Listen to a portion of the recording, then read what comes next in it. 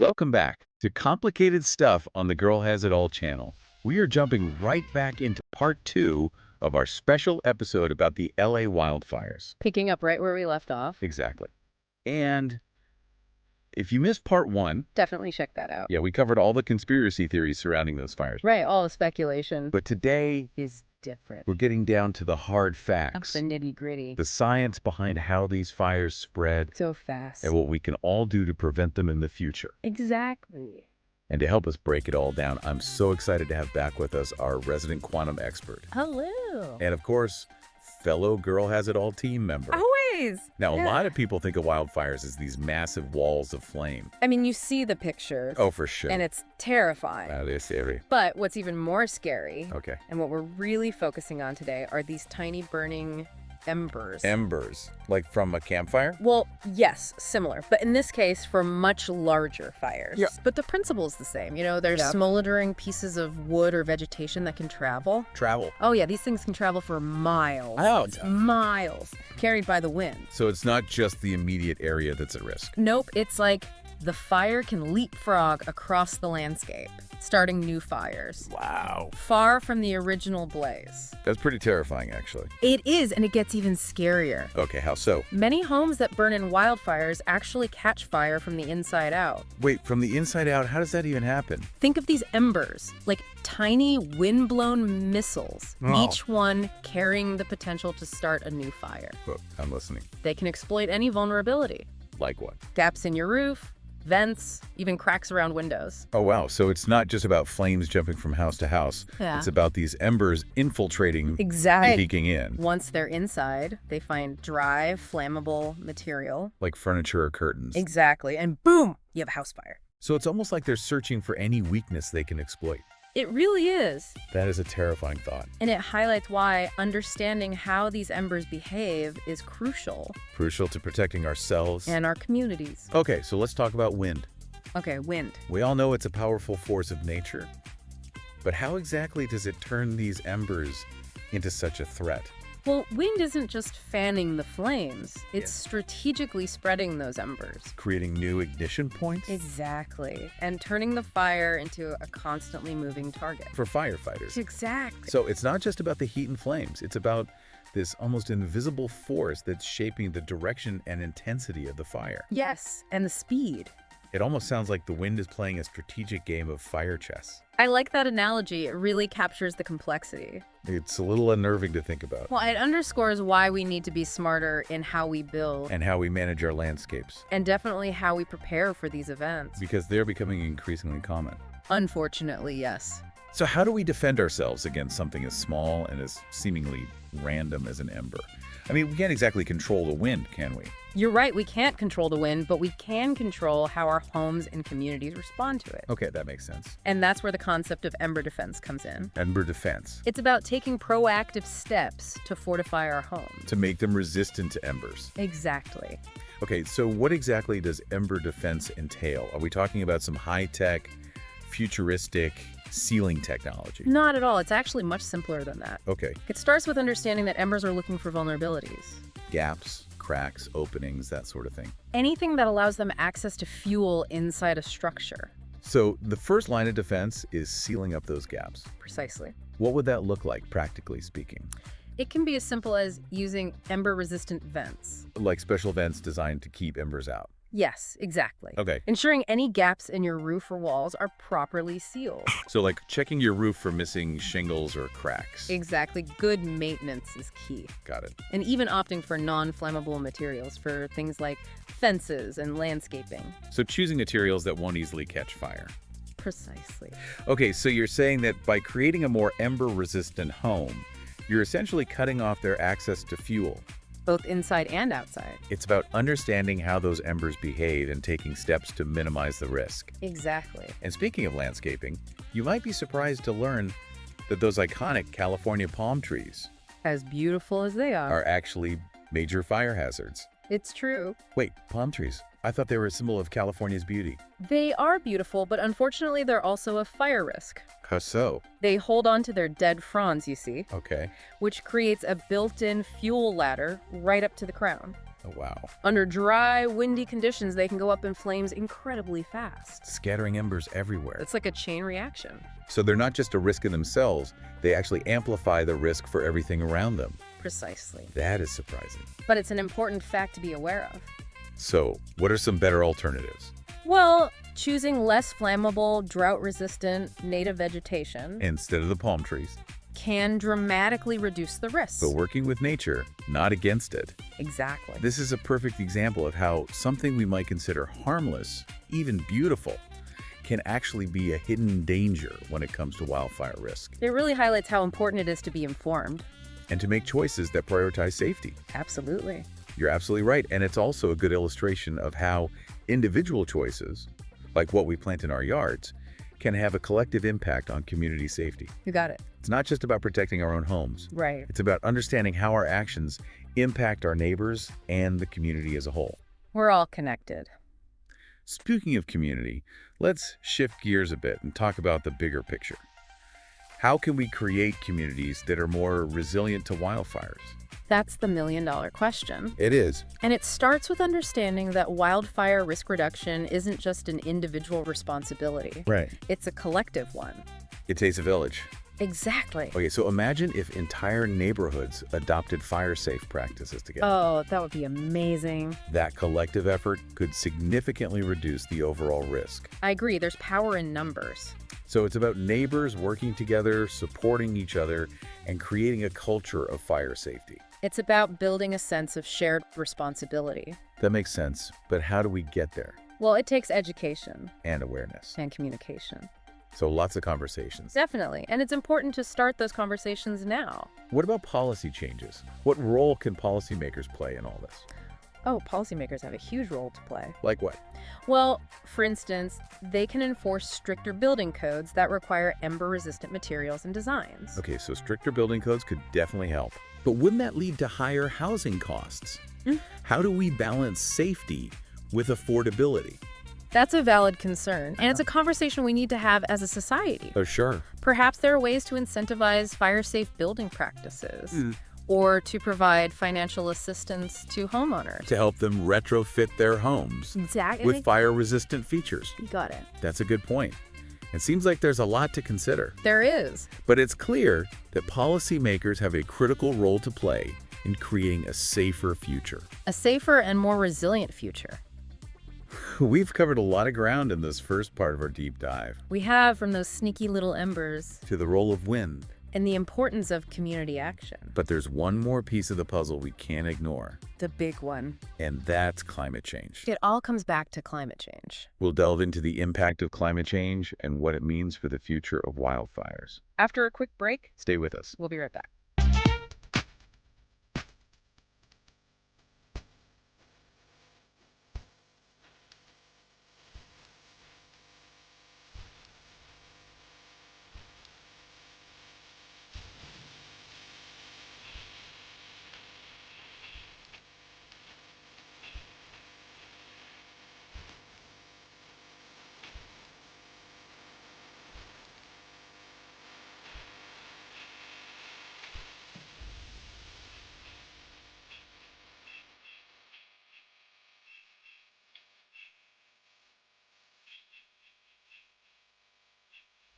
All right, so climate change. Yeah, the elephant in the room? We can't talk about wildfires without acknowledging its role. Right, it's like we're adding fuel to the fire. Literally. So it's not just about wind and embers, it's about this larger force that's making everything hotter and drier, creating conditions where fires can ignite and spread more easily. Exactly, and we're seeing the effects already. Like what? Record-breaking temperatures, We've all seen the headlines. prolonged droughts. Yeah, it's scary. And these conditions are turning our forests and grasslands into tinderboxes. So basically, climate change is creating the perfect storm for these mega fires. It's a recipe for disaster. And it seems like climate change is only going to make things worse. The projections aren't looking good. So, are we fighting a losing battle here? What can we actually do to combat something as massive as climate change? It's true that climate change is a global issue, Right, it affects everyone. but that doesn't mean we're powerless. Okay, I'm listening. Every action we take, every step we make towards reducing our carbon footprint contributes to the solution. So it's not about feeling hopeless. No, not at all. It's about taking action, even if it feels small. Exactly. All those small actions add up. Okay, so what are some concrete steps we can take? For starters. I'm thinking things like switching to renewable energy sources, Absolutely. reducing our reliance on fossil fuels, Definitely. and making more sustainable choices in our daily lives, like driving less, using less energy. It's all about making conscious choices, both big and small. Okay, so it's about recognizing that even though this feels like a huge global problem, our individual actions can actually make a difference. You got it. That's actually pretty empowering. It is. It gives us agency. It's not just about preventing future fires, it's about mitigating the damage when they do occur. Right, because let's face it, wildfires are a part of nature. They are. We can't eliminate them completely So we need to learn to live with them. and adapt. So we've talked about ember defense and fire-resistant landscaping, but are there other strategies that can help reduce the risk? One important concept is defensible space. Defensible space. It's basically creating a buffer zone around your home that is free of flammable vegetation. Kind of like a protective barrier. Exactly. Think of it as a fire break, Okay, so it's about reducing the fuel load around your home. making it less likely that a fire will take hold and spread to your house. This sounds like something homeowners can do themselves. Yes, absolutely. It's a great way to take control of your own safety. So mowing your lawn regularly, Trimming trees and shrubs. clearing out dead leaves and branches. Exactly. Keeping things tidy and fire resistant around your house. But it's also important to remember that defensible space is a shared responsibility. It is. It's not just about protecting your own property It's about thinking about your neighbors. and the community as a whole. Exactly. If everyone in a neighborhood creates defensible space around their homes. The entire community becomes more resilient. You got it. I see. So it's another example of how individual actions can have a ripple effect, creating a safer environment for everyone. We all have a role to play. But let's be honest, these fires have a devastating impact on people's lives. They do. We're not just talking about property damage. No. We're talking about the loss of homes, businesses, livelihoods. And sadly, even lives. It's heartbreaking. It is, and it's important to acknowledge the human cost of these disasters. The news often focuses on the immediate damage. The dramatic images of flames and destruction. But we need to remember the long-term impacts, The emotional toll, the trauma. the years it takes to rebuild and recover. It's a long and difficult process. It's about the resilience of communities, the strength of the human spirit in the face of adversity, and the support networks that help people get back on their feet. It takes a village to rebuild. It does. And it's about recognizing that recovery is a long and complex process. It's not just about putting out the flames. It's about rebuilding lives. Communities. And a sense of hope. It takes time, resources, and a lot of compassion. And understanding. And it's a reminder that behind those dramatic headlines and news footage, there are real people whose lives have been upended by these events. It's easy to forget that when you're just watching it on TV. It is. It's a sobering thought. It is. So we've covered a lot of ground today. From those tiny but destructive embers. To the global challenge of climate change. It's all connected. But what does it all mean? That's the question. What's the takeaway message for our listeners? I think the key takeaway is that we can't just react to these disasters. We need to be proactive. We need to take steps to protect ourselves, our communities, and our planet. It's about understanding the science Recognizing the risk and making informed choices. that can mitigate those risks. It's about empowering ourselves with knowledge Taking action. and building a more resilient future. A future where we can coexist with wildfires without suffering such devastating consequences. And it's about recognizing that we're all in this together. We are. This is a collective challenge. We can't afford to be complacent. No, we need to act now. We need to have those tough conversations, to acknowledge the role of climate change, and to work together to find solutions. It's time to step up and take responsibility. So where do we go from here? Good question. We've talked about individual actions, community-level strategies, and the importance of policy changes. But it can still feel overwhelming. It can. What's the first step? I think the first step is awareness. Okay, awareness of the problem. Exactly. Educate yourself about the risks in your area. Okay, so learn about fire-safe practices. And start making changes in your own life. Okay, so practical steps. Talk to your neighbors, get involved in community initiatives, and advocate for policies that promote fire safety and address climate change. So it's about taking that knowledge and turning it into action. And it's about remembering that even small steps can make a difference. It's about shifting our mindset from fear and reaction to preparedness and proactive action. It's about empowering ourselves to be part of the solution.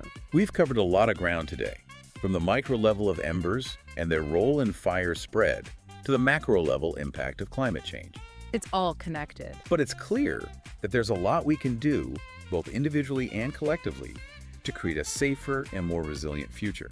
We have the power to make a difference. We've also discussed the critical role of wind in driving those embers and expanding the fire front, making the work of firefighters even more challenging. Wind is a powerful force. And we've highlighted the human cost of these fires, emphasizing that the impact goes far beyond the immediate damage. It's about people's lives and livelihoods. But importantly, we've explored a range of solutions. From individual actions like sealing gaps And choosing fire-resistant landscapes. to community-level efforts like advocating for stricter building codes, And we've emphasized the critical need to address climate change. recognizing its role in amplifying wildfire risk. It's been a thought-provoking discussion, It has. and we hope our listeners are feeling empowered to take action. We hope so too. Before we wrap up, we want to hear from you. Yes, we want to know what you think. What resonated with you most today? What stood out to you, What actions are you inspired to take? either individually or within your community? Share your thoughts, Your ideas. your fears. Let's continue this conversation. You can connect with us on social media. Just search for Complicated Stuff on the Girl Has It All channel. We're all in this together. And by sharing our knowledge and experiences, We can create a more fire-resilient future. we've covered so much ground in this deep dive into LA wildfires. It's been a whirlwind. It really has. And, it's been a little heavy at times, honestly. Yeah, it's a serious topic. It is, but I think the main takeaway for me is that we're not powerless in the face of these challenges. Absolutely not. We have agency. We can't control the wind. Or prevent every wildfire. But we can definitely take steps to reduce the risks and make our communities more resilient. That's the key. Resilience. Exactly. It starts with awareness, understanding how these fires behave, and taking those proactive steps. To protect ourselves. And our homes. And it goes beyond that. It does. To engaging in those bigger conversations. About climate change. Responsible land management. And creating policies that prioritize both safety and sustainability. You need to think long term. We do. So to wrap things up, what's one concrete action our listeners can take today to make a difference? I'd say start by assessing your own home. Like a self-audit. Exactly. Walk around your property, look for any potential vulnerabilities. Gaps in your siding. Dry vegetation close to the house. Flammable materials near your vents. Even small changes can have a big impact. That's a great point. It's about taking ownership of our own safety. And recognizing we all have a role to play. In building a more fire-resilient future. Absolutely. And remember, you can find a ton of resources and information online. Oh yeah, there's a wealth of knowledge out there. Check out websites like readyforwildfire.org. Or firewise.org. They have some great tips and checklists to help you get started. They make it easy. They do. And don't forget to connect with us on social media. We love hearing from you guys. We want to know your thoughts, your questions, your ideas.